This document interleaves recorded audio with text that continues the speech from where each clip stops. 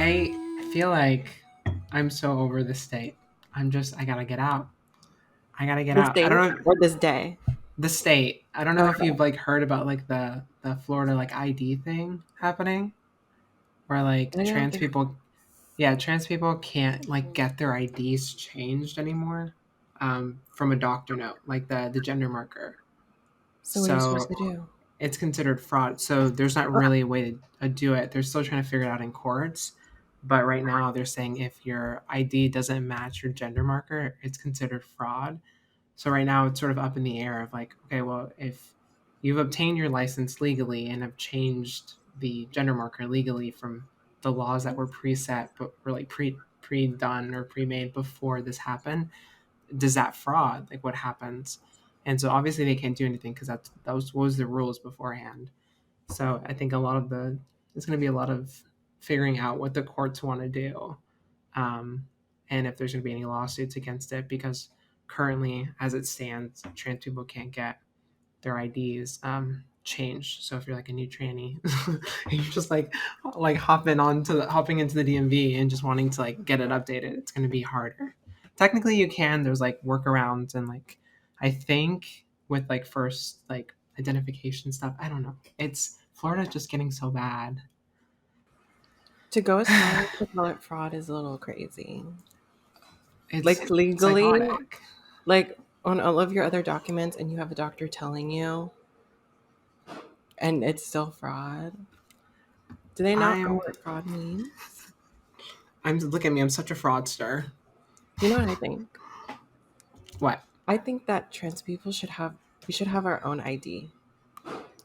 You know, No, no, no, no. like it should be very obvious that you're trans. So like when you go out in public and you show it to people, it keeps you safer because they know who you are. And I'm that's so funny, but I don't know if you know what you just said. What? Not ideal trans people. Gonna label them.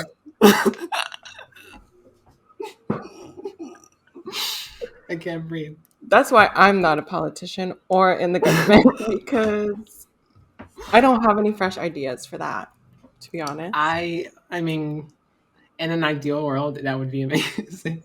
It should be the trans colors. Yeah. Mm-hmm. That's what I personally think.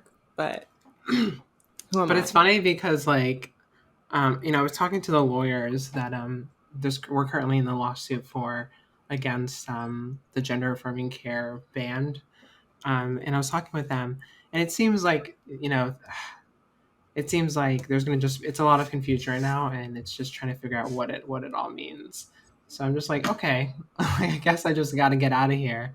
So I think Emily and I want to make like a plan to like go visit you, and then just like look at apartments, just like apartment hunt for fun, and see what that looks And like. I will go with you. I really will. But you know what? You've left Florida before. You can do it again. Yeah, I was talking And with I feel like you're both like you have better jobs now, don't you? Both of you? Or is it are you no. no, yeah, Wrong we answer. have like a Yeah. lot better jobs. So I think we're in a good place. We're both remote too. Emily was saying yesterday that she was like, yeah, I don't know if Florida like necessarily is where I want to be now, but like it's definitely home and it will always be home. Yeah. So if at some point in our future, things are safer, if we want to settle down, like that sounds good. But she doesn't know if she's like done adventuring and like living in other places. And I agree. So we'll see where the road takes us. We have a year of our lease left. So maybe by the time I'm 40, I'll be out there. It's gonna be 5 years in the future and you're still gonna say, I think it's time for me to leave Florida. It's time to finally get out. You know But how you know hard what? moving is? It is, especially across the entire country. Hmm. Like you genuinely have to pick up everything and It's just like, lug it across the entire continent. and you don't realize how much stuff you have until you move. And then it like Yeah. becomes like everything becomes a fight and no one's really angry at each other, just more of the situation. And then Yeah. you're like $6,000 in debt after like a move because you have to Yeah, I can't really or complain ship your stuff. because I moved 10 minutes away and then 5 minutes away. So, I mean, I guess your first big move was I'm sure something. yeah, but that was one time and Yeah. like a long time ago at this point. Not like Yes. back and forth and back and forth. I would cry, probably. Well, speaking of flying and traveling, I know you were just in. Um, where were you? My brain You literally forgot just my turned whole off. culture. Like, I know my get brain into shut it. off. Oh my god. It's, You were in a few I countries. don't, yeah, I don't like how it's been over a month since I've been on vacation. Has it really? Like, why is it already the middle of February? When I, because to That's me, I crazy. just got engaged, but we're 2 months down the line already. And something about that doesn't feel right. I felt January was so slow. I was seeing TikToks of people saying January went by really slow, but now that it's February, I'm like, how are we like, yeah, mid-February already? That's Yeah, crazy. I know. I came back at the beginning of January and I was still kind of in my vacation mindset. So I also feel like it dragged for like the first week. And then just because everything was so busy and I was so caught up with work, I just like time just blinked and now we're here. So How was your like overall trip though? Like, are you like missing it? Are you yearning for it? Like, do you have? I'm very strongly yearning for another vacation. Like anytime we have a down time or we're laying in bed, I'm like, we should start planning our next vacation. Like I know we just traveled across the globe and spent time there for 3 weeks, but I think I'm ready to go on another vacation. You Do you know? have a? Where's your next destination? What's your like? What's But your so thoughts? we also have to like figure out what we're doing for our wedding. So it's That's like true. I can't just decide to go on another global adventure and then like not think about the wedding. I feel like the wedding maybe is like the next vacation kind of. That's Okay, so we true. should do a destination wedding then because I want to go on a vacation and naturally like planning a wedding is the next thing I should be doing with my time. I don't know. I'm assuming that your family and everyone in your life wants like a proper wedding, right? Like y'all want to plan like a I proper. think they do. They don't Mhm. really care, but I feel like they do. So something Yeah. that Russell's mom said that I thought was funny and honestly so true because we were like, oh, we don't know if we want to have like a big wedding, maybe like a bigger reception, but not a huge ceremony. And she was like, can you hear the jingling? I heard a little bit of I'm so it. Are sorry. they playing? Yeah. Oh, Anyway, she was like, I know you guys don't want to have a big wedding, but like on his side, they have a lot of family members. And she was like, that's a lot of people that could potentially give you guys gifts or like money. So she was like, maybe you should do something with so we can invite a lot of people so that you can, collect your coins. And it makes sense, but I also felt kind of bad. I was like, I don't want to like is that weird to just expect or tell people to bring you gifts? I don't know. We talked about this kind of last week where it feels kind of weird to have like a bridal party or like make people fly to a destination wedding or make bridesmaids or groomsmen buy like their tuxedo or their dress. I just feel weird making other people spend money for my yeah. own occasion, I guess. Yeah, I know what you mean. It's sort of what Emily and I are like thinking about. Her mom just kept saying, have a destination wedding. And she's just trying to turn it into a vacation for herself. And Emily's like, if you want a vacation, give yourself a vacation. Don't use her wedding Yeah. as your choice for vacation. So we don't know if in my life have never like I've always just wanted this like dream wedding. My like heart has always wanted to just like have this like wedding because I never thought I could. But then realistically, I'm like, we could have a beautiful like wedding and put the money into getting someone to help us plan like an elopement if we wanted to do something more low key and then like having a big party. But like you said, it's like, okay, well, does the pros like outweigh the cons? Like if we invite more people, yeah, we get more gifts, but is it still like how much more expensive is it going to be? So like wedding planning like already has been so stressful and we're just in the beginning stages of like thinking what we want to do. So I am very empathetic towards all the past brides that have gone through this. It's definitely a lot, and it's definitely really scary. Yeah, and I apologize in advance that we will probably bring up the fact that we will either say the word engaged or wedding multiple times until we're both married, probably. So I genuinely apologize if you don't want to listen to that, but that's just where we are. I saw a friend yesterday. I ran into a friend yesterday, and she was like, "Oh my goodness! Like you and your friend that you do the podcast with, she's also engaged." And I said, "You'll like we won't shut up about it. I Yeah, won't." you'll know. Trust me. Yeah. I was So in a meeting yesterday at work. Wait, no, I wasn't in a meeting yesterday. It was Friday, but I was in a meeting. And just by habit, I said my boyfriend when I was talking about like what we're going to do this weekend. And one of my coworkers like was making a joke and he was like, "Do your boyfriend and your fiance know about each other?" And I was like, "Ha, sorry, I forgot to say it. Like, you obviously know what I meant, right?" Like, did you announce it in your work? Is that how they know, or do they follow you? no, I announced it at work. That's so So cute. I don't know. I think I do have some people from work that watch this. So I'm not going to say anything about how You love your pleased I job. am with my position. I love my Yeah. job. But so I posted like a picture. I sent pictures to my manager basically. I was like, because she wanted to see pictures of us in the Philippines. So I was like, here. And I threw in a picture of the engagement. I was like, surprise, I'm engaged. And then I get on a call, another call. And then I see in the corner of my eye, like my Teams chat is going crazy. Like message, someone like this, that. She posted my pictures in like our entire branch Teams channel for literally everyone to see. So everyone is just like, oh my God, congratulations, blah, blah, blah, blah. So yeah, that's why everyone knows that I'm engaged because she like decided to announce it to everyone. That's Like it cute. was, I'm the new CEO, and I like they all needed to be introduced to me. I don't really know. Yeah, Emily's work did something similar where they like saw it on her Instagram and they told everyone and they ended up sending us a bottle of champagne that we had such a cute little date night drinking. It was so cute. I have a video of me popping it open and I hate it. I cannot pop the bottle. It's so scary. And Yeah, I just have a video of me jumping. I'll have to send it to you. But that's so funny. it was cute. We had a little like date night celebrating, where we just put on Blue Beetle, which is honestly a really good movie.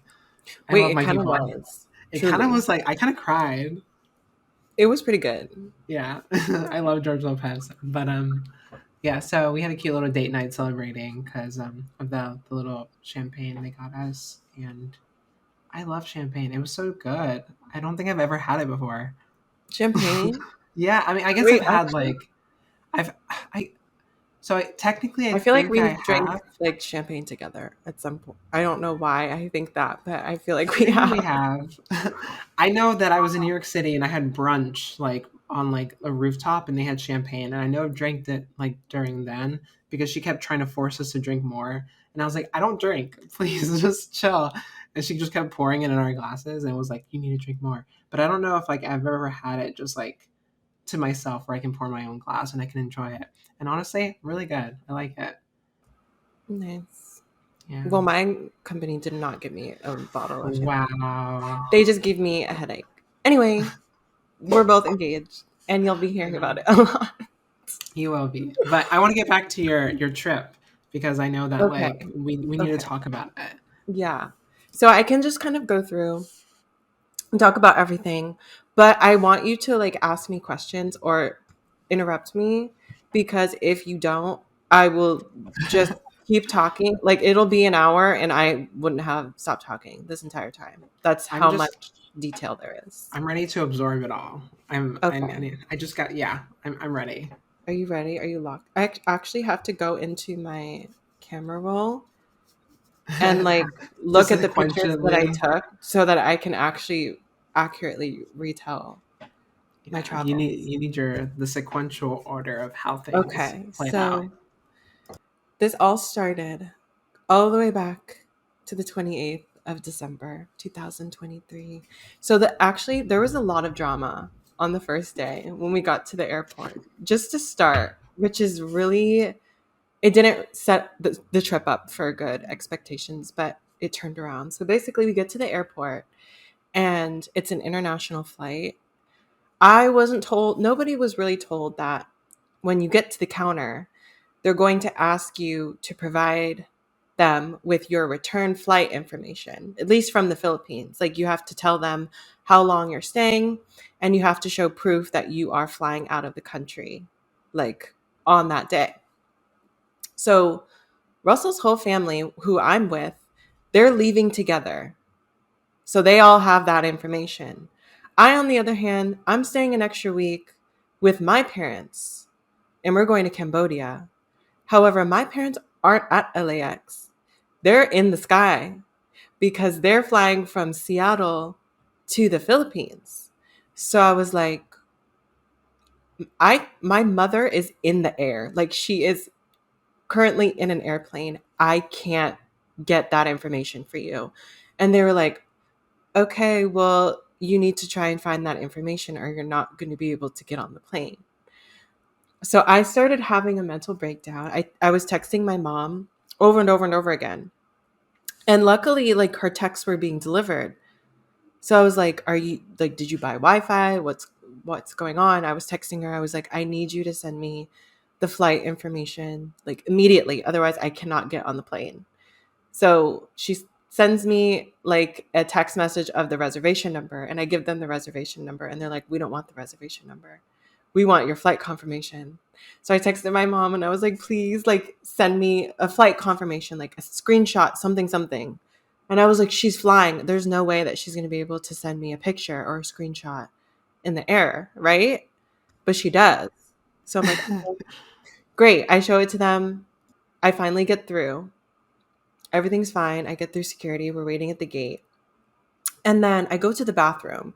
As I'm coming to the bathroom, I can see my parents like hiding behind a pillar. And they're supposed to be flying from Seattle to the Philippines. So I'm like really confused at this point. I'm like, why are my parents here? Come to find out, they had flown from Seattle to LA so that we could all fly together. So when I was like panicking and freaking out and trying to text my mom, she was just like like international departures, like 10 minutes away, just sitting there. That's so fucking funny that she Like was just just the way that that worked out, like the fact that they have happened to flew to LA first. If they went straight to the Philippines, I wouldn't have been able to get on the plane, I don't think. Like there was no way I would have found that info. going through security, specifically if you're going to an international flight. That is the most intimidating thing because you're like, if I'm forgetting anything, like you know Yeah. you have your passport, but it's like, what are you gonna forget? So like that would have given me the biggest meltdown. Like I Yeah, I feel was that, freaking out. but I it's was good like, that I guess it there's worked no way out, I'm right? going to. It did. I think that was supposed to happen. It was like the universe telling me that I was meant to go on this vacation. So that How was the the first cosmic, yeah, few alignment. hours. Yeah, that was the first few hours of stress. So we get on the plane. I mean, it was a 15-hour flight. Honestly, it wasn't that bad. I just watched the entire season of RuPaul's Drag Race Canada season 4 and then like some other space show on Apple TV. I tried not to sleep at all, so I wasn't like discombobulated when I got there. Um, so yeah, we fly all the way to the Philippines. After 15 hours, we get there. We get through security really fast. Like it's not crazy at all because it was like 9 o'clock there at night. So I guess the airport had died down. I'm still wearing a sweater, like a hoodie and sweatpants because in LA it was kind of chilly. But here I am in the Philippines. It's 109% humidity, like 85 degrees. I'm immediately sweating. And like I was just standing there trying to pick up my luggage and pull it off of the little carousel. Just that alone, I was sweating buckets because of how hot it was in there. So we get our luggage, we get in our van to drive to the place that we're staying. And it's a 2.5 hour drive from the airport to the place, and it's nighttime. And we're going kind of like into the countryside. So the entire car ride, you couldn't literally see anything other than the other cars on the road. And the people there, I don't know if I briefly mentioned this last time or the other times that I've mentioned my trip. The people in Philippines drive, I don't know how to explain it, because it's like organized chaos, because there's no traffic lights or stop signs or anything. Like, you really just decide what you want to do and do it if you want at that point. But there's no accidents. And people aren't honking at each other like aggressively. It's like, beep beep, I'm merging, so like please don't hit me, you know? Yeah, And I feel what like horns are supposed to be used for. if we were left to that sort of system in this country, we it would be the end of our society. Yeah, Truly. Like, the absolutely. world would end. It would be apocalyptic vibes. So I yeah, mhm. go ahead. No, I was saying that like I feel that whenever we went to Mexico, it's very similar. Especially when you just go into like more rural areas, that like there's truly just no rules on the road. It's There like isn't. do what you need. I didn't see a single traffic light until my like 8th day in the country, and we had been driving all over the place. So that was honestly worse than the flight. Like, imagine having to get off a 15-hour flight and then you can like finally stand up. Also, the fact that you're kind of like not dirty but like gross. You've been in the sky so long, and like on a plane you haven't had a proper shower, and you just sweat a lot, and now you're in a van that doesn't have the best air conditioning, and you have to sit there for like 3 more hours and drive. That was probably one of the worst parts of the trip, is just like actually getting there, because it's so tiring. It's so long. Like, there's so much travel. You have to go through so many different hoops and hurdles and talk to so many people and get on a bus and a plane and a tram and this and that to get there. So, yeah, the travel day wasn't the best. There, coming there or coming back, but it was fine. It was worth it once the trip actually got started. So, yeah, we got there at like midnight, and some of my family members were staying with us there. So they had already cooked like a whole feast of a meal at like 12:30 in the morning. And when we got there, they were like greeting us, and they were like, "You guys need to eat. You need to eat this and that, or have this," just offering us a bunch of stuff. They were really sweet. But I was like, I'm not about to eat a full meal at 12:30 in the morning. And one thing about Filipino people is that they will eat like constantly. That's just what we do, is we just eat and like cook like every day. Like, there's no breakfast, lunch, and dinner. You just eat constantly and you don't stop. And that was something also that I had to adjust, because at best, I'll eat like maybe 2 meals a day, like breakfast and dinner, Same. sometime lunch. And I was like, you guys want me to eat literally every waking hour that I'm here? And it's too much. I'm going to blow up. Are It was you rough. did was it nice? Like how long has it been since you've seen some of the family? Since I was 4. That's crazy. So 25 years. I'm sure it was a I nice reunion, especially for your mom and stuff. Yeah, Just to for be my able to mom it like was more so my mom and my dad, it was kind of like a reunion, but for me I didn't know remember really anyone. So that was kind of hard. But my grandma's youngest sister is my mom's the closest to her in our family there. So she stayed with us most of the time, and she looks exactly like my grandma, which oh was really weird. Like, talks like her, looks exactly like her, has like the same sense of humor. So it was kind of bizarre like being there with her, because I was like, that's my grandma. Like, actually, in the flesh. It was weird. But also kind of nice too. Just, I knew it wasn't her, obviously, but she reminded me so much of her. It was nice to be around her for a while and spend time and get to know her better. yeah, I would assume that it would probably feel nice just to like just reconnect and just like feel a piece of home like attached with her because yeah, it's very that's really cute. Yeah.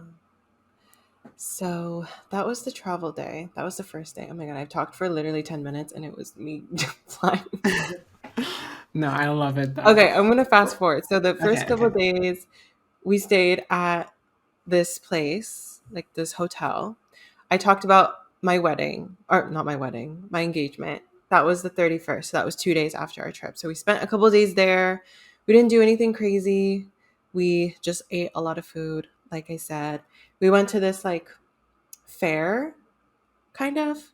It was kind of like Santa Monica Pier vibes, but in the Philippines. So there was like a Ferris wheel and like food, fair food, and roller coasters and stuff. We didn't really do anything. We just kind of walked through it to see what was going on. But yeah, so we spent the first couple of days of our trip at this hotel with everybody. And then the next day, or when we were done there, we were going on to the tattoo part of our trip. So basically, what we had to do is we had to get in vans and drive 3 hours to the northern side of the Philippines, which is where we were going to be staying for that first night before we started driving up to get our tattoos. So I think there was 14 of us total. So most of us were going to get a tattoo, but Russell and his family were going to another city for those few days so that they could meet up with their family because his parents didn't want to get tattoos. So they wanted to go see family because they'd never seen family before. So we kind of split up a little bit. So the next couple days of the trip were very interesting because the village where she lives, it's the like highest elevated village in the entire country. It's quite literally in the middle of the mountains. Like from there to the nearest civilization, it's 2.5, 3 hours. So we spend the night in this town that's not the base of the mountain, but more populated. And then we drive 5 hours in the van up to the village. By the time that we get there, so we leave at like nighttime because in order to actually there's no appointments to get a tattoo. You basically just show up at the base of the mountain and they tell you if they have time to do you that day. So we wanted to get there right when they opened at like 6 in the morning. And in order to do that, we had to leave in the middle of the night. So we basically had to sleep in the van while we drove up there. And the thing about this drive is that it's called the Kalinga Pass. It's famous in the Philippines because there's no straight there's no straightaway for like 200 kilometers. So you go straight, it's like hairpin turn. So you go straight and then you go around a curve and then you go straight for about 10 more seconds and then you go around another curve and it's just curve, curve, curve, curve. And our drivers, they drive this all the time. So they're going at maybe 50, 60 miles an hour up this mountain, turn, turn, turn, left, right, left, right. So as you can imagine being in a van, like if you're going around a sharp turn at a certain speed, your body's going to shift, right? So I'm trying to sleep in my seat and I can't because every time I'm like about to fall asleep, I'm over here. And then I go this way. And then it's just constant back and forth, back and forth, back and forth for fucking 3 hours into the just butt fuck nowhere. You can't see anything. I'm delusional, so tired because I haven't slept. And we get to the base of their village and these guards come out with machine guns. Like literal machine. They're not like rude or like intimidating. They're obviously not. Yeah. They're just protecting the village. But I'm like delirious at this point, and I just see this group of men walking towards us with machine guns, and I'm like freaking out. But so the reason that they are heavily guarding that village is because it's the only place in the Philippines where weed is legal. So they have to ensure that you're not bringing something in or leaving with something because they're so protected. So that's why they were there. But again, I was so fucking tired. I just saw automatic weapons and I just thought I was dead. It's over. We're all dead. We're just like a bunch of Americans crammed in this van in the middle of nowhere and they're going to kill us or something. But yeah, so we get there, like really, I feel like I am just like talking so much and I'm so annoying. No, I I know love like it. the purpose of this episode is to like say what happened, but Yeah, I no, feel I so shut this the has fuck been up. like the most anticipating part is like I'm so excited to hear about the whole process of getting your tattoo and like this whole process because like you said, it's like the legendary artist and I'm sure you'll get more into it. Yeah. But Okay, yeah, so I'll talk yeah. about the tattoo and then just tell me what parts you personally are interested in or like want to know more Okay. about, and I'll tell Okay, you. okay. Yes. So yeah, I guess I could just talk about the tattoo first because that was pretty much the biggest part and one of the coolest parts of the trip. So we get to the base of the mountain at like 6 in the morning, and they tell us that we are able to go up today to get tattoos. And one of our tour guides or one of our drivers knows one of the families that lives up there. So we were able to kind of hang out at their place the entire day while we waited to get our tattoos. So we get there, like no sleep at all, basically. I haven't slept. I've slept maybe 45 minutes. And we have to hike up to the village, which is like an hour hike in the middle of the jungle, like up this fucking mountain. It's kind of crazy. Um, so we get ready. There's no bathrooms there. There's no water. So I have to like brush my teeth with a water bottle and like wash my face with a makeup wipe and just kind of get somewhat clean because I felt really gross at that point. So yeah, it was like 7 a.m. We get clearance to hike up the mountain. So we hike up the mountain. It was a really pretty hike. Like we crossed some waterfalls and stuff, but it was really scary at some points because I mean, they do have railings, but it's to the point where like if you have a tumble, I don't know if the railings would do much, you know? Like they're like not very tall. So like anyone other than a child, if they fell, they would just fall right over and it literally wouldn't do anything. So we had to stop a few times because some people were like getting either tired or it was just scary being this far away from a cliff and you look down and it's just nothing, and that's obviously scary. So it took us like an hour and 20 minutes to get up.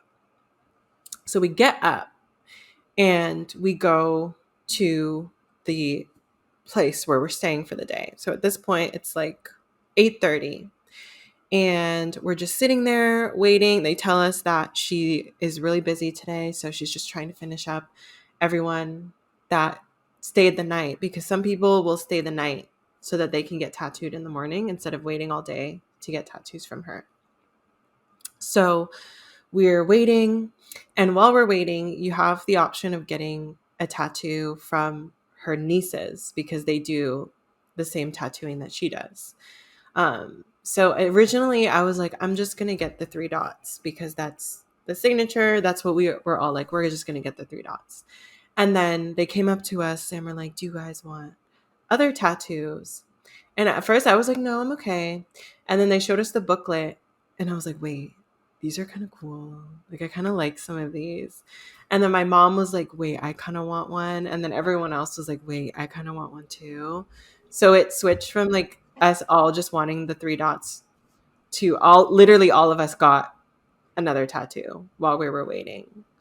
So yeah, I got a tattoo. That's when I got my first tattoo, which is this one. It It's so represents the cool. sun. Yeah. And I kind of talked about it a little bit, I think, but it's like traditional. It's called batik. So it's like a bamboo stick with a thorn and charcoal. And what they do, they have like a little mallet and the thorn. And what they do is they just like tap, tap, tap, tap, tap into, I literally have it. I can show you what it looks like. And So it's this, cool because you said that they gave it to you. yeah, they gave it to you afterwards. So everyone has like their own little tool. And if you can see, it's just, it's literally a thorn. And they just go ding, ding, ding, ding, ding. And if you look really closely, you can see my dried blood on it. So what is the pain level? Because my assumption is that like it's sort of like a hand poke tattoo because it Okay. is, So but this for process seems like more intense. Like so, yeah. What is yeah. that? The feeling like? So for this one, it was like a 3 out of 10. It was very Okay. bearable. I was like, it kind of hurts, like, especially towards my hand.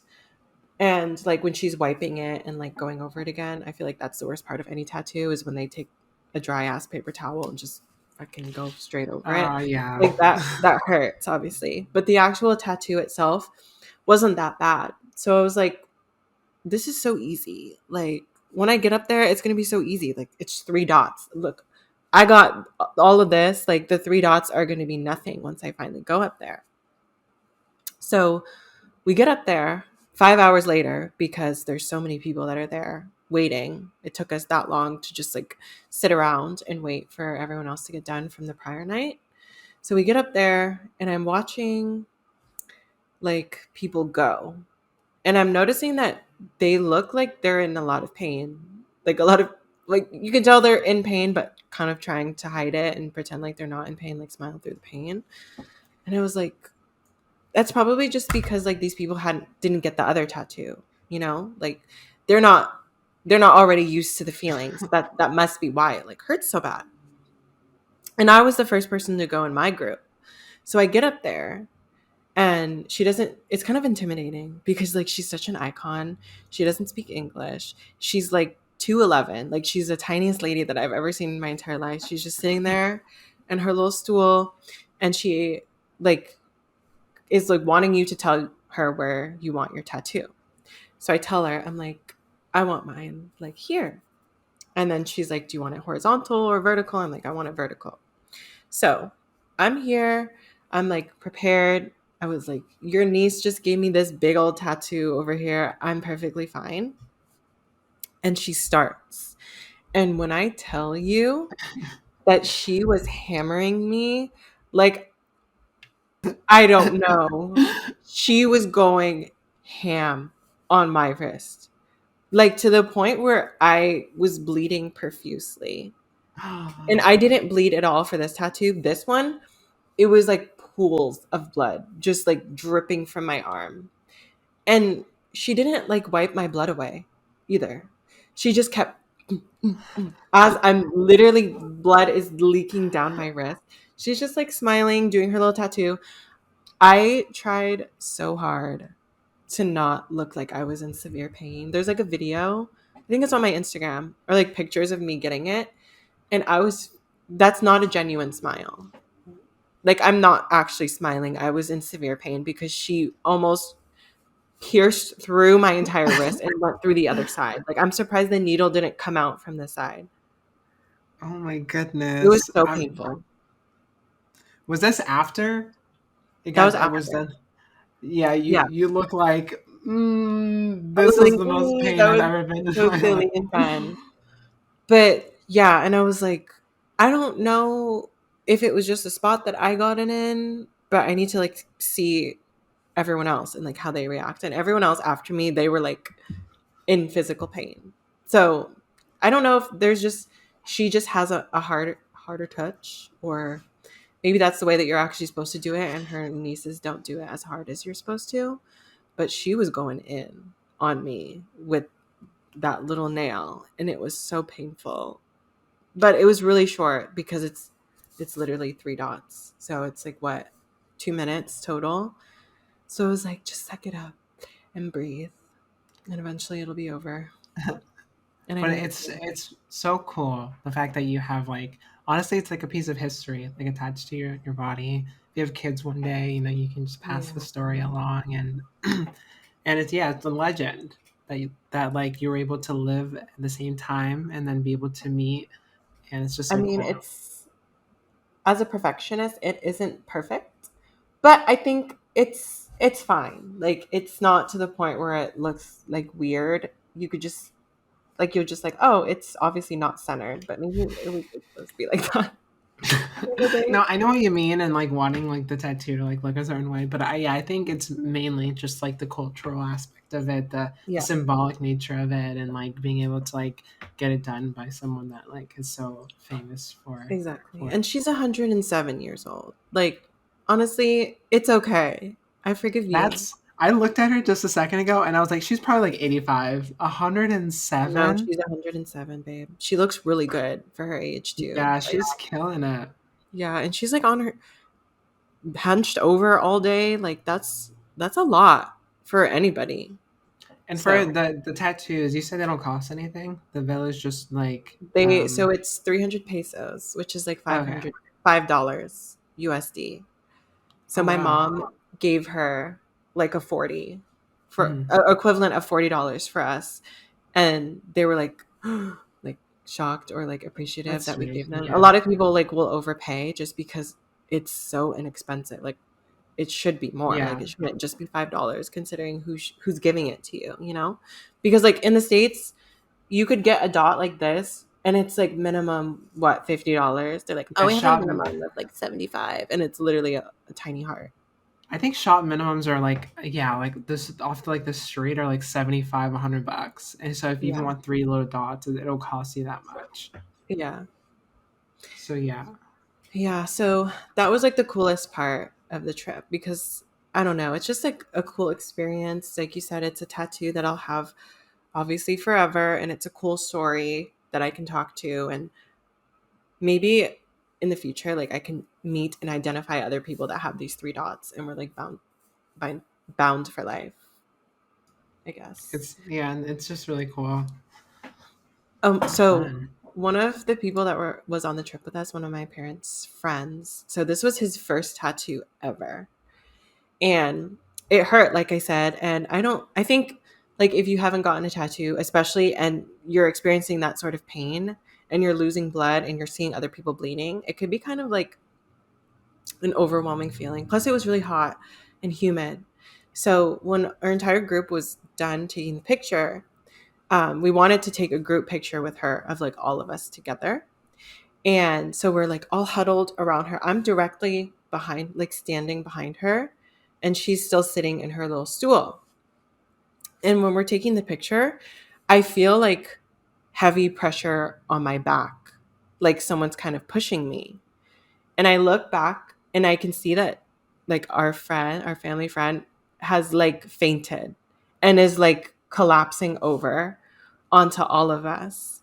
And like I said, she is 107 years old and she's very tiny and very petite. So if I had lost my balance, we would No. have smushed her into the concrete. Like we would have eliminated her. And do you know how humiliating, horrible it would have been to be part of the group of Americans that came and literally crushed her after getting a tattoo? So I had to pull every ounce of strength, every piece of stray testosterone that was still in my body to like guard her. I was guarding her with my life. I was like, I had a full grown 6 foot man on my back. I was like, we're not taking her out today. I'm not allowing that.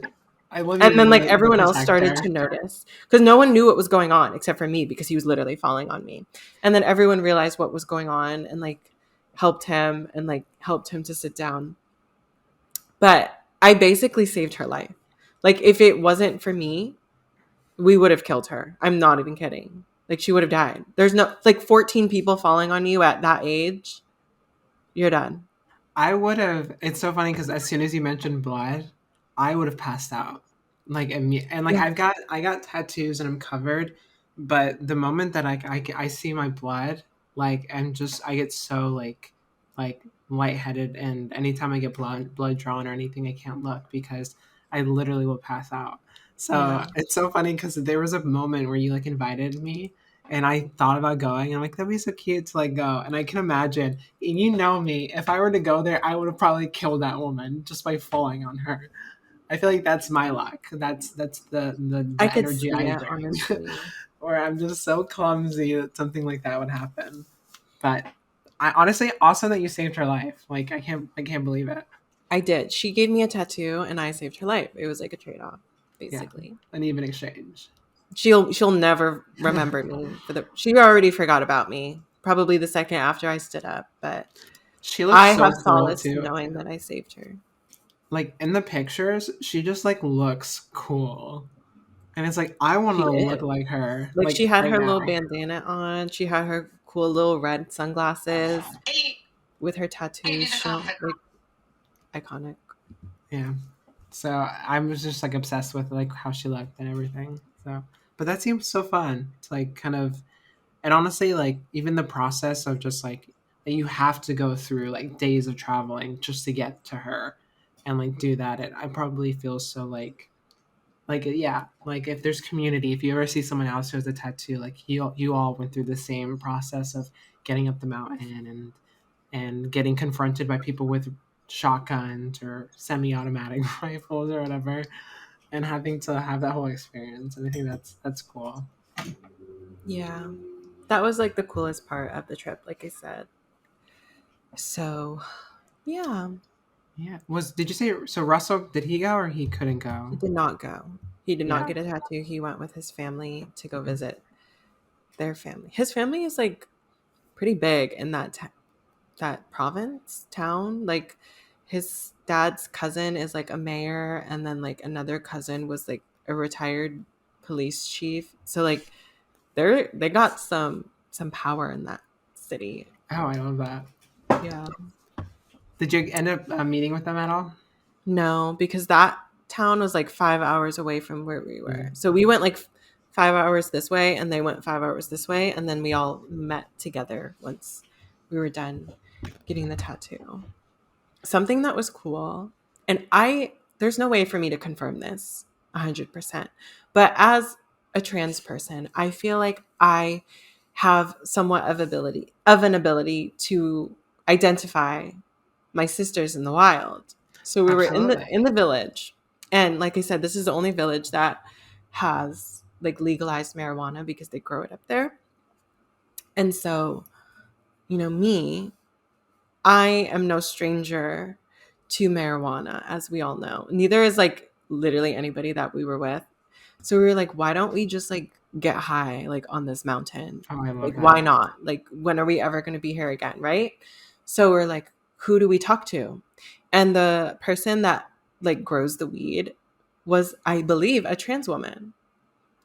And she was like so cool. She came out and she had like all these different bags of like weed. She was like, which one do you guys want? And she said I was pretty, and I was like, oh my god, you're pretty. And then it was just like, it was a fun time. I was like, who would have thought that in the most remote village in the Philippines, there's two trannies sharing a joint together? Like, isn't that just so, Yeah, like, just to think it about it?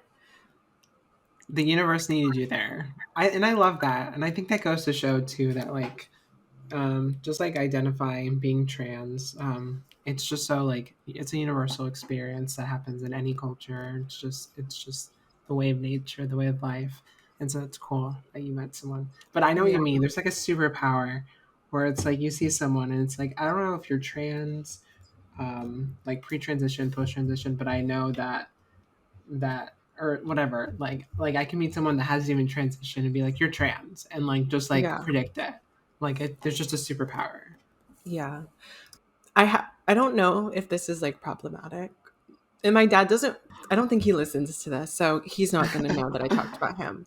But when we were there, so there, I think I did see a lot of trans people, but I don't know exactly how accessible hormones are, or I know the culture, I mean, it's pretty 50-50. Most people are accepting, but there are a lot of people that are still in their traditional like Catholicism and like are Mhm. not okay with that. So it's kind of like a 50-50 split. But whenever we were walking around populated areas, my dad would like nudge me, and he would be like, I'm not trying to be rude, but is that a trans person? And I would look at them and I would be like, I would have to like try and think. I was like, I don't know. Like, I have to use my own brain. I'm like, is that a trans person or not? I was like, I don't really know. I was like, why do you keep asking me? Because it was like a game that he was doing. Like, he would just pick someone and he would be like, I think they might be like you. And I was like, I don't think that person is like me. They have long hair. Like, that's not all it takes. Um, but yeah, I just thought it was funny that he was like trying to clock people basically, like for literally no reason at all. That's such a your dad thing. I love Yeah, it. that's just like so him. He was like, they don't look like you, and I was like, well, yeah, like they. I don't think they have access to what I have access to. So obviously we're gonna look a little bit different. So it was kind of like a teaching moment and we bonded a little bit. I was like, sometimes when you see people like they don't have access to what I have or like they haven't gotten surgery or whatever the case may be. And he was like, oh, he was like, I I guess he thought it was like all up to effort. And I was like, yeah. some people can try as much as they can and do whatever they can within their means. But if they don't have access to the hormones, obviously they can't look a certain way. So I thought that was, it was like so random that that But happens. and I think that's the most human thing too. It's like your dad having that reaction or that sort of like perspective on it. I think it's like you said, it's a teaching moment, and I feel like a lot of people feel that way, where they're like Yeah. curious about something, and I think it's not wrong to, not like wrong or bad to be curious about something. It's honestly the most human thing to like mess up and to like Yeah. then to it being an educational moment. So I love that, and I love that your dad trying to relate to you on something that's cute. He was trying so hard not to be offensive. He would be like, you see that person over there with the really cool jacket or like with the really long hair? I was like, yeah. And yeah. So it was like very obvious he was trying to convey that he wasn't trying to be rude. It was just like, oh, like obviously dealing, I'm probably the only trans person that he has to deal with regularly. So I'm like his image. So when you actually go out in public and you see other types of trans people at different stages and with different access to different things, like we're obviously all going to look different and not the same. So that was Yeah, fun. that is really fun. So, like, I guess overall, what happened sort of the days leading after, and So afterwards, we had to get on a flight to another like an island. It's called Palawan. It's like a bunch of islands in the Philippines, and we were staying in Coron. So that was like the actual vacation part of the trip. I feel like my mom put us in the trenches like for the first week and had us like sleeping in a van and going to all of these places and like doing all of that. I think she did it on purpose to like show everyone what it's actually like for a lot of people that live there.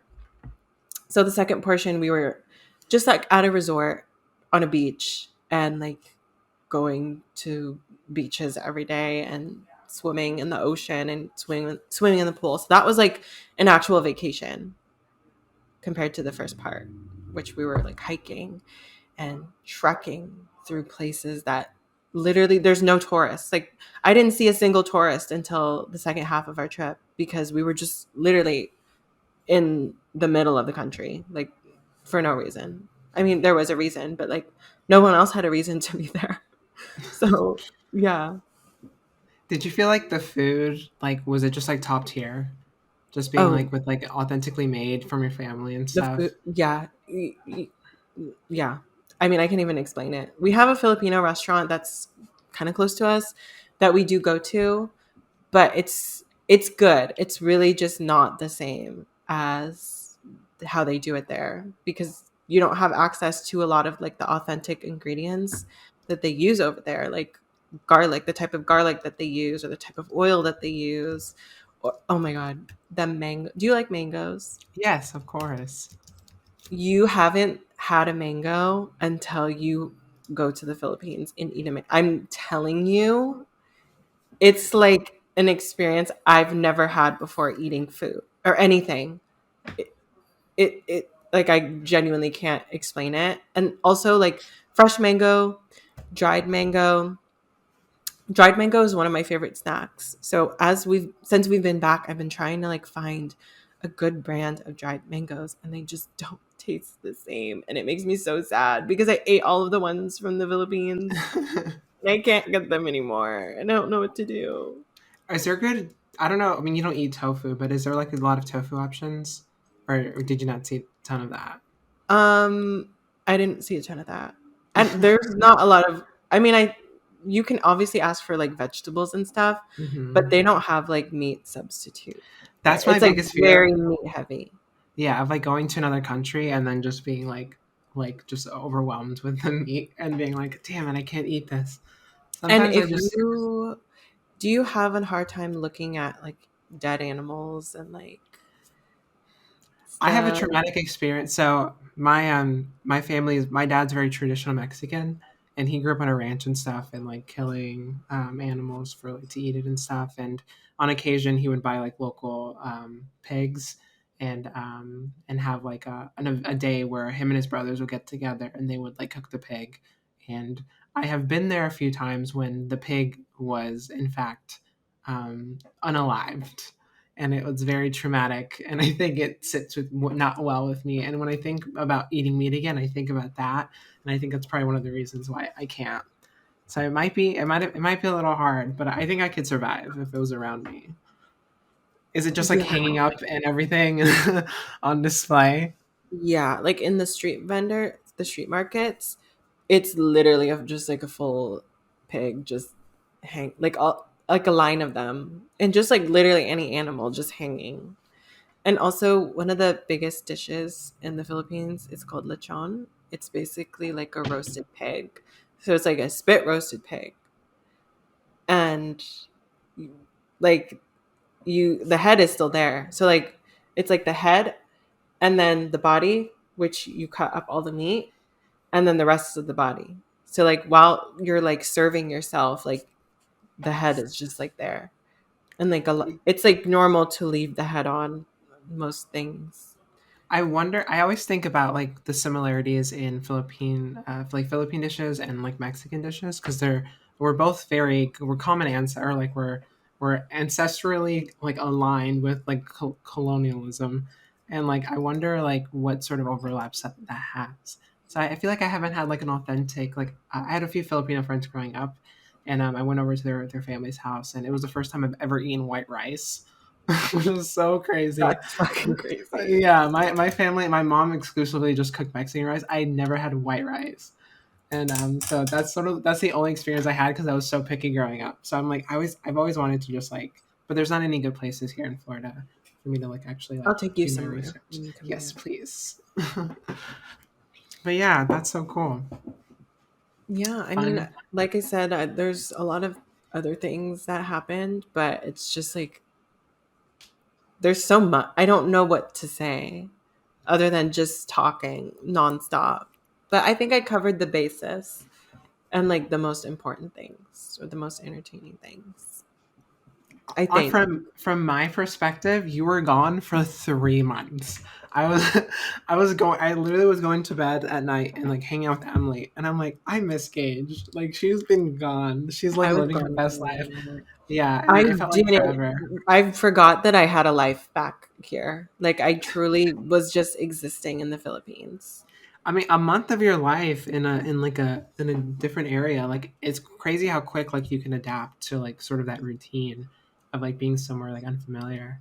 So Yeah. it seemed like overall like a really cool experience. Though. So I'm happy that it seemed like you had a lot of fun, and you obviously got engaged there. I'm sure that I it's just probably been more realized I tricky didn't to. say a single thing about Cambodia. I literally went to a whole ass other country, How was which was Cambodia? amazing. It was amazing. Um, I can go on about that forever too. If you But want to, I mean, I'm not opposed. I will say I was pleasantly surprised by Cambodia. It was so clean, like to the point where it seemed wrong. Like I was like, why is it so clean all the time, everywhere, in every city that we go in? The food was great. The people were so nice. It's a very like party vibes in Cambodia. Like they make a lot of money off of like nightlife and tourism. Um, was able to walk through my first red light district, which was How very. was that? It was a lot. It was like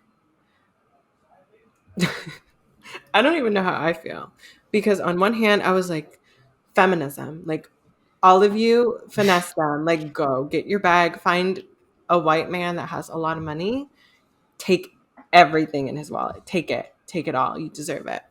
But then it's also like weird to see very noticeably underage girls. Like it's very Mhm. obvious that they were underage, just like existing in that life, and like a bunch of like gross older men just like patrolling this street and like trying to find what girl they want. And like it was kind of, I mean, that's just the way of life there, I guess. A lot of people there choose to do it, or maybe some of them don't choose to do it, but that's their means of surviving.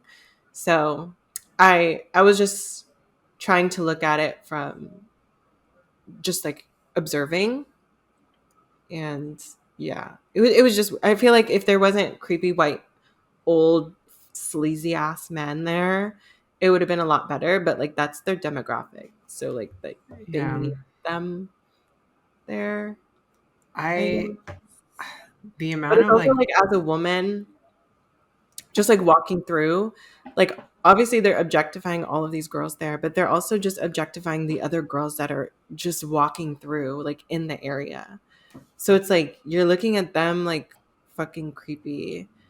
Like you have a girl on your lap and then like someone else walks by and you're like trying to get their attention, and like it's just fucking gross. Like it's yeah, gross. But I'm I'm with you with like if there's like obviously if like the woman is like in need of survival and that's her way to survive, or if that's the means in which she like decides to like have like I don't make income or whatever it may be, then power to her. But like I know what you mean when it gets that fine line of exploitive, and then the white men that love to fetishize specifically Asian women, like it's just like it's crazy. So I definitely why are white men like that? I don't know. Yeah, it's really really I sad. really don't. But yeah, that's probably like an interesting experience just to Yeah. kind of like walk through and see like from your perspective like people aren't hiding the fact that they're there. No. And the girls are like actively trying to get you to come into like their place. So like if they see a guy, they're like, "Oh, hey, like you want to come over here?" Like blah blah blah. And I love my sisters, my Asian sisters, but we unfortunately a lot of us are like hypnotized by white men for some reason. It's not even just like a fetish for them. Like Asian girls like white men. Like that's a lot of their type. So it's not even like the white men are pursuing them only. Like the girls will specifically want like a white boyfriend. Like even if they're not from America, it's like Australian or European or whatever the case is. Like they just like white men, unfortunately. And a lot of it, just Asian girls in the States do like white men either. Like how many times have you seen a 10 out of 10 like Asian girl and then she's with a toenail white man? How Too many many times? to count, and it's It's so too fun. many to It's count. a meme on TikTok. The fact that like the white dad Asian mom trope Yeah. of the It's yeah. usually white So dad, Asian mom. Usually the mom is the Asian. I mean, I that's had my family too. it's so funny. No, I what is it called? I had like friends growing up, and yeah, I just know people that's happened to. I was working at Amazon for a day, and the reason I quit was because how he talked about how he essentially bought his wife from the Philippines, and like it was like weird, and like I was just Oh like, my okay, God. yeah, no, literally, that's like he was like, if you just have money, like you can literally just get a wife if you wanted to. And I was like, what the fuck are you like? You're literally saying this out loud right I now. mean, he's not wrong, but it doesn't make it okay. No, yeah, definitely not. So I was like, I'm not showing back up here. But yeah, that's crazy. It is such a trope though. Yeah. But Yeah. yeah, Thank so you for that sounds listening to me. fun. Of course. But I talked maybe 40 minutes of this episode. No, I love it. I feel like I'm always talking. So when I get to hear your stories and it's not me rambling, we're talking about the last episode about how I just went on this little tangent of how wedding rings or something, the history of wedding rings or wedding bands. And then you called And, me Russell's property. and You I'm said Emily's I property. literally It's don't fine. have a brain of my own. I'm just a piece of property to a man. You texted me that, and I completely forgot I said it. I was like, literally, when we're recording this, I'm not here. I'm blackout, and then whenever we end recording, I just forget that You whole wake up again. interaction. Yeah, I wake up again. No, it's hard sometimes, like rewatching or like editing the podcast because I'm like I cannot listen to my voice. But I yeah. get it. Wait, we But didn't talk about Drag Race. I know. Honestly, I kind of want to save it for the just doing a little Patreon, just a Oh little yeah. catch up Oh on wait, you're Drag so right. Race. Yeah, So and I do want to say this before we like end this episode because I'm happy that you're able to share your adventures because it was like really, yeah, it was nice to hear from your perspective because I feel like I still haven't heard like the things that happened and stuff. So it was very fun for me. yeah. Yeah.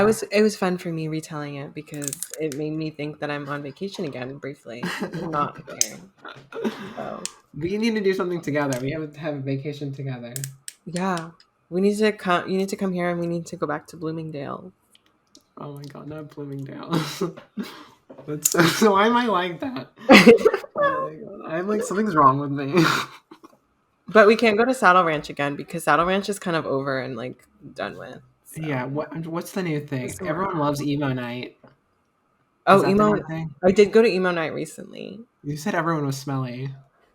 I didn't say everyone. I said what I noticed was that there was a common theme of people maybe not using deodorant. Not God. everyone. This isn't an attack on emo people. It's just like a reminder to the general public. Maybe if you're going like to a concert or somewhere where there's a lot of people, maybe use deodorant. Yeah, and Just I second that. like, I think that's the worst. And honestly, when you describe the smell, I was like, it makes so much sense because I've been to like punk shows and it is something else to be around, like being in a building with like sweaty men. It's like, yeah, and they're all like running into each other and like pushing each other and like going crazy and like it's just yeah, not. I mean, it's a fun it's time. It's just like you have to go in there a little drunk to like distract you from everything else that's happening. And I was driving that night, so I was like stone cold sober, just like with people bumping into me, screaming, throwing beers across the crowd, like oh my being god. splashed with unknown liquid. And yeah, it was a lot. I'm big fans of the guy's wife that like the guy that runs it, his wife. I watch their YouTube videos and stuff and like listen to their Yeah. podcasts and stuff. So I'm a fan of theirs. So I've known about Emo Night for forever and I Wait, always I wanted have a to. question. Do you Yeah. know who the Millionaires are? Yes, they sing yeah, they were like really popular in like They're really the popular in like the MySpace days, and they sing like really vulgar songs, right? yeah. What's This the one it's they like two sing girls. that's like I think it's alcohol that I know. But yeah, and I know a few of theirs. Yeah, because I Yeah, had them on my MySpace like songs whenever I yeah. had a MySpace. So they came out as like guests, and I was like freaking out. I was like, "Oh my god, that's the Millionaires!" Like I've known about them for so long, and no one else knew who they were. I was like, "Are you kidding me?" No, They have a how Christmas song. Like, how they're do you like not know who they are? they were huge. They were Yeah, like the like thing in like 2008. yeah. Which might be because we're kind of like old, but That what? No, no, don't say that. well, I mean, I'm Gen Z. okay. You didn't really have I, to make it that far. I'm an old Gen Z, but I'm Gen Z. I'm one of the youngest millennials that there is. So It's funny because I like, think Gen Z's cutoff is like 96, 97. I think it's like 97. I was born 96, but I like to say that I'm Gen Z. and I I'm will not old. say that personally, I don't think that all millennials act like that. I think there's like a very specific age group that's like maybe 32 to 34, and they're the ones that are acting that way. That's not me. So I won't go down with them. I'm not going down with them as You like don't have a crazy. Stanley Cup? No Stanley Cup? I don't have a Stanley Cup. I have an Awala, actually. I have an wallet too. Right now I have a Myrrh. I love Myrrhs too. Shout out to Myrrh. But yeah, I guess with that being said, I want to wrap up the episode by saying if you haven't already, check out our Patreon because we are uploading on Patreon more often every week. We're gonna have like a little bonus episode. We've been talking about Drag Race on there, so that's been fun. And we've officially reached the amount of members we need, which is like 2 people. I think it's 3 people, 3 supporters that we have that can now pay for us to actually host this like podcast, which is great because we use this website that like now started charging us, and it's like $20 a month. So like, it's just really cool, and it's really nice that we have people supporting and wanting to listen. So if you want to support us and just like help us out when it comes to like funding the show and doing the fun things we like to do, feel free to check out the Patreon. And we're gonna stay on a little just to talk about Drag Race a little because I have some thoughts. I do too. So yeah, if you like Drag Race or you just want to listen to us talk more, you should check out the Patreon. Yeah. All right. Same. And then I guess with that being said, we'll talk to y'all later. Bye everyone. Bye.